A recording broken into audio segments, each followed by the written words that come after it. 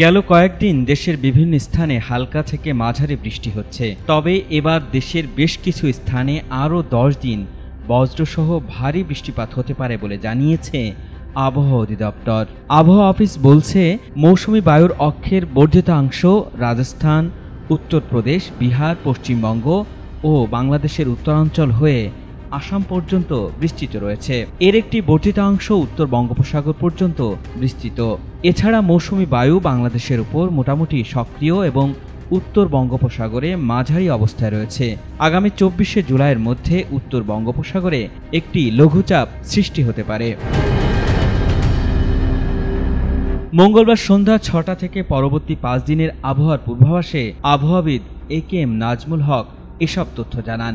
আগামী 24 ঘন্টার পূর্বাভাসে বলা হয়েছে, রংপুর, ময়মনসিংহ, ঢাকা, চট্টগ্রাম ও সিলেট বিভাগের কিছু কিছু জায়গায় এবং রাজশাহী, খুলনা ও বরিশাল বিভাগের 2-1 জায়গায় অস্থায়ীভাবে দমকা হাওয়াসহ হালকা থেকে মাঝারি ধরনের বৃষ্টি বা বজ্রসহ বৃষ্টিপাত হতে পারে। সেই সঙ্গে রংপুর, ময়মনসিংহ, চট্টগ্রাম ও সিলেট বিভাগের কোথাও কোথাও মাঝারি ধরনের ভারী থেকে ভারী বৃষ্টিপাত হতে পারে।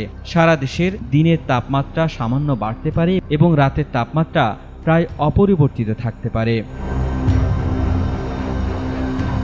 বৃহস্পতিবার সন্ধ্যা 6টা থেকে পরবর্তী 24 ঘন্টার পূর্বাভাসে বলা হয়েছে, রংপুর, রাজশাহী, খুলনা, বরিশাল ও চট্টগ্রাম বিভাগের অধিকাংশ জায়গায় এবং ঢাকা, ময়মনসিংহ ও সিলেট বিভাগের অনেক জায়গায় অস্থায়ীভাবে দমকা হাওয়াসহ হালকা থেকে মাঝারি ধরনের বৃষ্টি বা বজ্রসহ বৃষ্টিপাত হতে পারে। সেই সঙ্গে ঢাকা, খুলনা, বরিশাল, চট্টগ্রাম ও সিলেট বিভাগের কোথাও কোথাও মাঝারি ধরনের ভারী থেকে ভারী বর্ষণ হতে পারে। শুক্রবার সন্ধ্যা 6টা থেকে পরবর্তী 24 ঘন্টার পূর্বাভাসে বলা হয়েছে, খুলনা, বরিশাল, চট্টগ্রাম ও সিলেট বিভাগের অধিকাংশ জায়গায় এবং রাজশাহী, রংপুর, ঢাকা, ময়মনসিংহ বিভাগের কিছু কিছু জায়গায় অস্থায়ীভাবে দমকা হাওয়াসহ হালকা থেকে মাঝারি ধরনের বৃষ্টি বা বজ্রসহ বৃষ্টিপাত হতে পারে।